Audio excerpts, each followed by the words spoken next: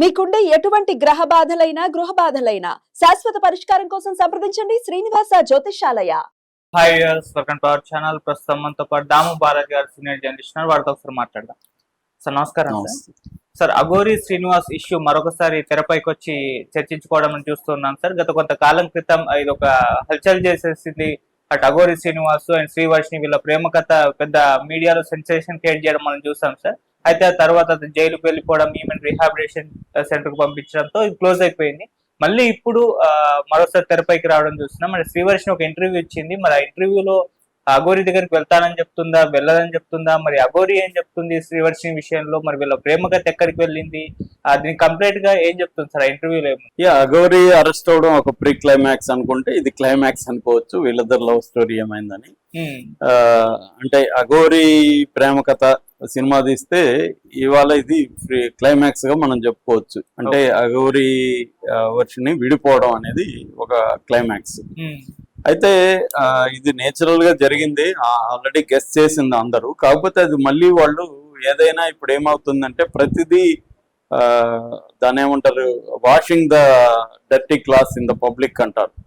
అంటే మన డర్టీ బట్టల్ని పబ్లిక్ గా ఉతకడం అనేది ఇవాళ మీడియా వచ్చినాక అయిపోయింది. అంతకుముందు అయితే మామూలుగా ఈ అఫైర్లు కానీ ఇవన్నీ ప్రైవేట్ గా ఉండేవి. ఎవరన్నా మాట్లాడుకున్నా వాళ్ళ సర్కిల్లో మాట్లాడుకునేవాళ్ళు. ఇవాళ ఏమైందంటే ప్రతి అంశము పబ్లిక్ అయిపోయింది, ప్రైవేసీ అనేది పోయింది జనాలకి. వీళ్ళకి కూడా పబ్లిక్ గా మాట్లాడుకోవడం అందరికి బాగుంది. ఇవాళ ఉన్న మోడల్ కూడా ఏంటంటే జనం ఎక్కువ చూస్తేనే డబ్బులు వస్తాయి కాబట్టి యూట్యూబ్ ఛానల్ కానీ, వెబ్సైట్లు కానీ, మిగతా ఈవెన్ శాటిలైట్ ఛానల్ కూడా అదే మోడల్ని అనుకరిస్తున్నాయి. కాబట్టి ఇండివిజువల్ విషయాలను కూడా ఫోకస్ చేసి దాన్ని పెద్దవి చేసి మ్యాక్సిమం ఎంత పిండుకోవాలో దాని నుంచి అంత పిండుకోవడానికి మీడియా కూడా ట్రై చేస్తుంది. అందుకనే అదర్వైజ్ అఘోరిని ఎవరు పట్టించుకోరు. మామూలుగా అయితే ఉత్తరప్రదేశ్ కానీ నార్త్ ఎక్కడ కూడా ఈ అఘోరిని ఎవరు పట్టించుకోలేదు. ఇక్కడ ఎందుకు పట్టించుకుంది? ఇక్కడ ఉన్న కాంటెక్స్ట్ ఒకటి, సనాతన కాంటెక్స్ట్ ఈ మధ్య కాలంలో పెరగడం. ముఖ్యంగా తెలంగాణలో బీజేపీ బలంగా ఉంది, ఇక్కడ సనాతన వ్యవహారం కొంత ఉంది. ఆంధ్రాలో పవన్ కళ్యాణ్ కూడా అటు మారడంతో దానికి కూడా ఇంపార్టెన్స్ పెరిగింది. ఈ నేపథ్యాన్ని ఉపయోగించుకొని ఈ దేవాలయాల మీద దాడులు అనే కాన్సెప్ట్ ను ఉపయోగించుకొని అఘోరి పాపులర్ అయింది. తర్వాత ఏంటంటే అఘోరి ఎప్పుడు లేని విధంగా విచిత్రమైన కాక్టైల్ అంటాం కదా, ఒక విచిత్రమైన కాక్టైల్. అంటే అఘోరి అబ్బాయి బేసిక్ గా అబ్బాయి ఏమో అమ్మాయిగా ట్రాన్స్ఫర్మ్ అయ్యాడు. ట్రాన్స్ఫర్మ్ అయిన తర్వాత అమ్మాయి అయింది. అమ్మాయి అయిన తర్వాత మళ్ళీ అఘోరిగా మారింది. సో ఒక ట్రాన్స్జెండర్ అఘోరిగా మారడం అనేది మనమైతే ఎప్పుడు వినలేదు. సో అఘోరీలు అంటేనే వాళ్ళు పబ్లిక్ లేకి రారు, ఎప్పుడు కుంభమేళాల్లో టైంలో కనబడుతుంటారు తప్ప అదర్వైజ్ వాళ్ళు పబ్లిక్ లైఫ్ లేకి రారు. వాళ్ళకి చాలా కోపం కూడా. ఎవరైనా ఫోటోలు ఆ మధ్య కూడా మా ఫ్రెండ్ వారణాసికి వెళ్ళి అఘోరీలని ఫోటోలు తెస్తుంటే కొట్టడానికి వచ్చారు. అక్కడ ఉన్న లోకల్లో వాళ్ళ ద్వారా బయటకు వచ్చాడు ఇతను. అంత హర్ట్ అవుతారు వాళ్ళు. అంటే వాళ్ళ ప్రైవసీ అనేది వాళ్ళకి చాలా ఇంపార్టెంట్. వాళ్ళు ఏంటంటే కాపాలికలు, లేకపోతే ఒక అద్వైతాన్ని ఎక్స్ట్రీమ్కి తీసుకెళ్ళిన బ్యాచ్ వాళ్ళు. అంటే జీవము జగత్తు ఈశ్వరుడు మిథ్య అనేది నమ్ముతారు వాళ్ళు. అందుకే జీవము జగత్తు ఈశ్వరుడు మిథ్య కాబట్టి వాళ్ళకి అన్ని పదార్థాలు ఒకటే. శవాన్నైనా వాళ్ళు ఎందుకు తింటారంటే శవమైనా ఒకటే, చికెన్ అయినా ఒకటే, ఫ్రైడ్ రైస్ అయినా ఒకటి, ఏదైనా ఒకటే. వాళ్ళకి అన్ని పదార్థమే మిథ్య అని నమ్ముతారు కాబట్టి ఏ పదార్థమైనా ఒకటే అనేసి వాళ్ళు పాటిస్తారు. సో అలాంటి దీన్ని తీసుకొచ్చి ఇతను ఏం చేశాడంటే శ్రీనివాస్ ఈ అఘోరి కాన్సెప్ట్ ని తీసుకొచ్చి పబ్లిక్ చేసి న్యూట్ గా బయట తిరగడం. ఇది ఒక నిజంగానే సెన్సేషన్ కైండ్ ఆఫ్ కాక్టైల్. ఇది ఆ సెన్సేషన్ అయినప్పుడు ఏంటంటే అఘోరికి కొన్ని తెలివితేటలు ఉన్నాయి. అంటే మీడియాని ఎలా మేనేజ్ చేయాలి కొంతవరకు అర్థమైంది. అట్లాగే మనుషులతో ఎలా మాట్లాడాలి ఈ జ్ఞానం ఉంది. దానివల్లనే ఈ స్థాయికి రాగలగడానికి అతను కొన్ని ఉన్నాయి. కాకపోతే అది నెక్స్ట్ ప్లేస్ కి వెళ్ళడానికి సరిపోదు. ఏదైతే మనకు ప్లస్ అవుతుందో ఒక్కొక్కసారి ఆ ప్లస్ మన దగ్గర ఒక లెవెల్కి తీసుకెళ్ళినాక మళ్ళీ మనం చేంజ్ అవ్వాలి. దీన్నే నువ్వు వాడుతుంటే నీకు అది మైనస్ గా కూడా మారిపోతుంది. అఘోరికి ఏమైందంటే ఒక అహంకారం తలెక్కింది.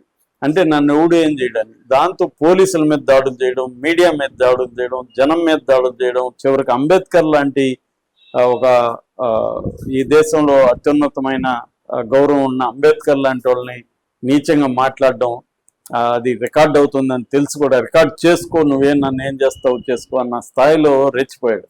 ఇలాగా ఏ వర్గం నుంచి కూడా అఘోరికి మద్దతు లేదు. ఇక్కడ బీజేపీ వాళ్ళు కానీ ఎవరు కూడా అఘోరిని సపోర్ట్ చేయరు. బిగినింగ్ లో ఇక్కడ డిప్యూటీ సీఎం భార్య లాంటి వాళ్ళు కూడా ఈయన కాళ్ళు మొక్కారు. కానీ దాన్ని జాగ్రత్తగానే కాపాడుకొని ఉండి అటువైపే కానీ అఘోరి వెళ్ళుంటే ఇప్పటికి కూడా అఘోరికి మంచి ప్లేస్ ఉండేది. కానీ అఘోరి ఆ స్వభావం అనేది ఒకటి ఉంటుంది. చాలా మందికి ఏంటంటే ఆ స్వభావం అనేది మారదు. ఈ స్వభావం అనేది అఘోరిని ఏం చేసిందంటే ఇంకా రెచ్చిపోయేటికి చేసి, నన్ను డిప్యూటీ సీఎం భార్య కాలు మొక్కింది, నా పోలీసులే భయపడి నా మీద కేసులు పెట్టకుండా నాకు ఎస్కార్ట్ ఇచ్చి మరీ వదిలేసి వస్తున్నారు అనే స్థాయికి వెళ్ళిపోయి చివరికి పవన్ కళ్యాణ్ కలుస్తా, నేను అందరికీ సనాతన ధర్మం కొరకు పోరాడతా, ఈ అతి భాష మాట్లాడడం, ఎప్పుడు చూసినా మీడియాలో ఉండడం, ఐఫోన్లు పెట్టుకోవడం, i20 కార్లు వాడడం, ఇవన్నీ జనాల్లో నెగిటివిటీని క్రియేట్ చేసి అక్కడి వరకు కూడా సహించారు. నిజానికి అమ్మాయిల విషయానికి వెళ్ళాడు. నిజానికి ట్రాన్స్జెండర్కి అమ్మాయిలతో పని ఉండదు. ముఖ్యంగా ట్రాన్స్ ఉమెన్కి అబ్బాయిలు నచ్చుతారు కానీ అమ్మాయిలు నచ్చరు. యాక్చువల్గా ఇతను అక్కడ కూడా డూప్ అనేది అర్థమవుతుంది. నిజమైన ట్రాన్స్ ఉమెన్ అయితే వాళ్ళు విమెన్ గా ఫీల్ అవుతారు, వాళ్ళు అబ్బాయిల పట్ల అట్రాక్ట్ అవుతారు, ఉమెన్ లాగా డ్రెస్ చేసుకుని ఉంటారు వాళ్ళు. అందుకనే వాళ్ళు మమ్మల్ని ఉమెన్ అనండానే అడుగుతారు మనల్ని కూడా. ఎందుకంటే మాకు ఒక ఎన్జిఓ ఉంది, మేము ట్రాన్స్జెండర్స్ కి ట్రైనింగ్ కూడా ఇస్తున్నాం, స్కిల్ డెవలప్మెంట్ ట్రైనింగ్. నేను గతంలో కూడా ట్రాన్స్జెండర్స్ తో నేను పర్సనల్ కూడా వర్క్ చేశాను. అలాంటిది కానీ అఘోరి ఏంటి, ఇప్పుడు క్లియర్ గా మగవాడు, ఇతను బిజినెస్ కోసమో ప్లాన్ చేసుకొని అమ్మాయిగా మారాడు తప్ప ఫిజికల్ గా ఇతను మెంటల్ గా మగ లక్షణాలే ఉన్నాయి. అందుకనే ఇతను మనకు తెలిసి ఇప్పుడు 3 అమ్మాయిలతో ఇతను అఫైర్లు నడిపాడు. సో అది ఎప్పుడైతే ముఖ్యంగా ఆ 2 అమ్మాయిలు కూడా బయటికి రాల, సైలెంట్ గానే ఉన్నారు వాళ్ళు. ఎప్పుడైతే వర్షిని దాంట్లో ఇతను గొడవ చేసేసుకున్నాడో ఆ 2 అమ్మాయిలు కూడా బయటకు వచ్చారు. వాళ్ళు కేసులు పెట్టడం దగ్గర నుంచి ఇదైంది. ఇది ఒక యాంగిల్. రెండో యాంగిల్, ఇతనికి ప్రజల్లో మంచి ఒక ఆరాధన భావం కావచ్చు, లేకపోతే వర్షిపింగ్, ఎక్కడికక్కడ కాళ్ళకు మొక్కడాలు, ఇవన్నీ వచ్చాయి. దాన్ని అతను జాగ్రత్తగా కాపాడుకుంటే అది కంటిన్యూ అయింది. దాన్ని ఉపయోగించుకొని అతను ఏం చేశాడు, మోసాలు చేయడం మొదలుపెట్టాడు. అట్లాగే ఒక మహిళా ప్రొడ్యూసర్ని మోసం చేసి 10 లక్షలు ఆమె దగ్గర నుంచి లాగి మళ్ళీ బ్లాక్ మెయిల్ చేయడంతో ఆమె ఇది లేక కంప్లైంట్ ఇచ్చింది. సో అంటే ఒక స్థాయి వరకు మేనేజ్ చేసుకున్నాడు కానీ ఆ తర్వాత మేనేజ్ చేసుకోలేకపోయాడు. రెండోది ఏంటంటే, ఇప్పుడు వర్షింది కూడా గమ్ముని సైలెంట్ గా ఉండేది. దాన్ని మళ్ళీ ప్రతి దాన్ని మీడియాకి, వాళ్ళ ముద్దులు మీడియాలోనే పెట్టుకోవాలి, వీడియోలోనే పెట్టుకోవాలి, పెళ్ళంతా లైవ్ లో చూపించాలి. ఇవన్నీ ఎప్పుడైతే మీడియా పిచ్చి, పబ్లిసిటీ పిచ్చి పట్టిందో అది ఎక్స్ట్రీమ్కి వెళ్ళిపోయింది. మీడియా అనేది డబుల్ ఎడ్జ్డ్ వెపన్. ఎవరిని ఎప్పుడు పైకెత్తుందో మళ్ళీ ఎవరిని కిందకి తెస్తుందో తెలియదు. రెండోది ఏంటంటే, ఛానళ్ళ మధ్య, మీడియాల మధ్య రైవలరీ ఉంటుంది. ఫలాని ఛానల్ వీళ్ళు లేపుతుంటే ఇంకొకటి దాన్ని డౌన్ ల్యాప్ చేద్దాం, మనం నెగిటివ్కి వెళ్దామని వాళ్ళు థింక్ చేస్తాం. సో ఒకవేళ రైవలరీ లేకపోయినా ఆ ఛానల్ పాజిటివ్గా ఉంటే, మనం నెగిటివ్గా ఉంటే మనకు కూడా వ్యూస్ బాగా వస్తాయి కదా, మనం కూడా పాజిటివ్గా ఉంటే రాదేమో అనుకుని వీళ్ళు నెగిటివ్గా వెళ్తారు. అలాంటి పరిస్థితి కూడా ఉంటుంది. సో ఇవన్నీ కాంప్లెక్సిటీస్ అతనికి అర్థమయ్యే లోపల లేట్ అయిపోయింది. దాంతో వర్షిని అమ్మాయి పైగా వాళ్ళ ఇంట్లో వాళ్ళు గట్టిగా ఫైట్ చేశారు. అది కూడా మెచ్చుకోవాలి మనం. మామూలుగా అమ్మాయిని వదిలేయకుండా వాళ్ళు, వాళ్ళ తండ్రి కోటయ్య కానీ, బ్రదర్ విష్ణు కానీ, వాళ్ళ అమ్మ, ఇంకొక బ్రదర్ కానీ, వీళ్ళు 4 చాలా గట్టిగా ఫైట్ చేశారు అఘోరి అమ్మాయి కోసం. అది కూడా హెల్ప్ అయింది. సో ఓవరాల్ గా వీళ్ళ పెళ్లి, వీళ్ళ ముద్దులు, వ్యవహారాలు ఇవన్నీ బయటకు వచ్చినా కూడా దాని తర్వాత అఘోరి కేసుల్లో ఇరుక్కున్నాడు. అంతకుముందున్న 2 అమ్మాయిలు కేసు పెట్టారు. ఈ మోసపోయిన మహిళా ప్రొడ్యూసర్ కూడా మొకిల్లా పోలీస్ స్టేషన్లో కేసు పెట్టడం, దాంతో ఇతన్ని అరెస్ట్ చేశారు. అప్పటి వరకు ఏమనుకున్నారు, అఘోరికి మంచి సర్కిల్ ఉంది, డబ్బులు ఉన్నాయనుకున్నారు. కానీ ఎప్పుడైనా కూడా ఒక క్రైసిస్ వచ్చినప్పుడే నిజమైన క్యారెక్టర్ బయటకు వస్తుంది. అఘోరి క్రైసిస్ వచ్చేసరికి ఇతనంతా సొల్లు ఏమీ లేదు, ఇతనికి కనీసం బెయిల్ తెచ్చుకునే ఇది కూడా లేదు అనేది అర్థమైపోయింది. బెయిల్ కూడా రాకుండా అతను నెలల తరబడి ఉండాల్సి వచ్చింది. ఈ క్రమంలో ఈమెను తీసుకెళ్లి కస్తూర్బా హోమ్ లో పెట్టారు. అక్కడ ఏదో కౌన్సిలింగ్ ఇచ్చి ఈమెని ఈ లోపల ఇంట్లో వాళ్ళు వెళ్ళి తీసుకొచ్చేసారు. ఇంట్లోకి వెళ్ళిపోయింది. ఆ తర్వాత అమ్మాయి కూడా రియలైజ్ అయినట్టుంది. అంటే వీడికి ఏదో భ్రమల్లో వెళ్ళి ఉంటుంది, ఒక అడ్వెంచర్ గా ఫీల్ అయి ఉంటుంది. ఆ అమ్మాయి ఏంటంటే ఇక్కడ సెక్స్ ఇంకోటి కాకుండా ఒక అడ్వెంచర్ లైఫ్ గా ఆమెకు అనిపించింది.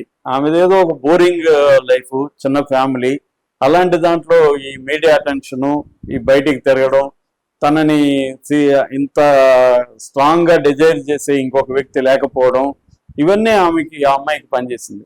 దాంతో అమ్మాయి వెళ్ళాక ఆ అమ్మాయి కూడా అక్కడ బాధలు పడి ఉంటుంది. ఎందుకంటే ఒక ఉమెన్ ఈ కైండ్ ఆఫ్ డిఫికల్ట్ లైఫ్ లోకి వెళ్ళడం అనేది చాలా కష్టం. అఘోరి కంటే అలవాటు ఉంది, అది ఈ అమ్మాయికి అలవాట్లేదు. అవన్నీ పడింది. దాంతో మళ్ళీ హోమ్కి తీసుకెళ్ళడం, వీడియో బయటికి రాకపోవడం, ఇవన్నీ ఆమె డిస్టర్బ్ అయిపోయింది. అక్కడ నుంచి తర్వాత కూడా అమ్మాయి సైలెంట్ గా ఉంది. ఆ మధ్య ఏదో పబ్బులో ఫ్రెండ్స్ తో ఒక వీడియో బయటకు వచ్చింది. అది కూడా వెరీ కామన్. ఇవాళ అమ్మాయిల పబ్బులు పోవడం వెరీ కామన్. అక్కడ వరకు కూడా పర్లేదు. ఈ అఘోరి మళ్ళీ గమ్మనకుండా నోటితో గమ్మన ఉండదు, మళ్ళీ మీడియాతో మాట్లాడుతూ నేను వర్షన్ని అంత చూస్తాను, అసలు వర్షన్ ఎవరు నాకు తెలియదు, ఇలాగా మాట్లాడడం మొదలుపెట్టాడు. దాంతో అమ్మాయి మీడియా గమ్మంటుందిగా మళ్ళీ ఈ అమ్మాయిని కెలుకుతుంది. సో ఆ అమ్మాయి కూడా అనివార్యంగా మళ్ళీ వచ్చి తన వర్షం చెప్పుకోవాలి. కాబట్టి ఇప్పుడు అఘోరిని కాదు, అసలు అతనికి ఏమి రావు, ఒక మంత్రం కూడా వందే మాత్రం కూడా రాదు, అతను అంత అబద్ధం, ఫేక్. అతను పైగా అమ్మాయి కాదు అబ్బాయి, అతనికి ఇవంత మందు అలవాటు ఉంది, సిగరెట్లు ఉంది, ఇవన్నీ వాళ్ళు కూడా మళ్ళీ మాట్లాడడం మొదలుపెట్టారు. ఓకే, ఇప్పుడు ఇంకా అఘోరి ఇష్యూ అనేది జనాలకు కూడా బోరు కొట్టేసింది. ఇంద్రబాయ్ ఇప్పుడు మనల్ని కూడా ఖచ్చితంగా తిడుతుంటారు, మీకేం పని లేదా ఈ టాపిక్ చెప్తున్నారు. కాకపోతే ఏంటంటే మనం ఏ టాపిక్ చెప్పినా దీని నుంచి ఏమి టేక్ అవే తీసుకోవాలి అంటే అమ్మాయిలని ఫ్యామిలీలు కూడా కాపాడుకోవాలి. ఇలాంటి విషయాలు ఇప్పుడు ఈ అమ్మాయికి డిస్టర్బ్ అయింది కదా, కెరీర్ కనీసం ఒక 1 year చెడిపోయింది కెరీర్. ఈ 1 year అనేది ఇంపార్టెంట్ ఈ లైఫ్ లో. అమ్మాయిలు ఏంటంటే బాగా చదువుతారు కానీ ఒక్కోసారి డిస్ట్రాక్షన్స్ వల్ల కెరీర్లు పాడయ్యేదానికి అమ్మాయిలకి ప్రధాన కారణం ఈ రొమాన్స్ వ్యవహారాలు. ఎందుకంటే అబ్బాయిలు గమ్మున కెలుకుతూ ఉంటారు. అక్కడెక్కడో చిన్న పొరపాటు చేసింది అనుకోండి ఒక అమ్మాయి కెరీర్ అంతా నాశనం అయిపోయి తర్వాత అర్థమవుతుంది. కానీ అదేదో అంటారు కదా, ఆకులు చేతులు గాలినాక ఆకులు పట్టుకున్నట్టుగా అయిపోతుంది, లైఫ్ మళ్ళీ రాదు. కాకపోతే ఈ అమ్మాయికి లక్ ఏంటంటే 1 year పోయినా కూడా బుద్ధి వచ్చింది. ఇప్పుడు నేను చదువుకుంటాను, కెరీర్ మీద దృష్టి పెడతానంటుంది. ఇప్పటికి కూడా అమ్మాయికి ఏదో ఒక అనుభవం మిగిలింది. మామూలుగా ఒక సామెత ఉంది, అనుభవం అనే దువ్వెన చేతికి దొరికేసరికి జీవితం బర్తలు అవుతుందని. అది కాలేదు ఈ అమ్మాయికి. తన దువ్వెన తనకు ఉపయోగపడుతుంది, తన అనుభవం తన కెరీర్కి ఉపయోగపడుతుంది. ఇప్పుడైనా ఆమె ఫోకస్ చేసుకుంటే అఘోరిని పక్కన పెట్టి, ఇది కూడా వేస్ట్, వచ్చి మీడియాతో మళ్ళీ మాట్లాడడం కూడా వేస్ట్. ఆమె సైలెంట్ గా ఆమె కెరీర్ మీద దృష్టి పెట్టుకుంటే ఆమె లైఫ్ బాగుంటది. అఘోరిని వదిలేస్తే అఘోరి ఫేట్ ఎలా ఉంటే అఘోరి అలా ఉంటది.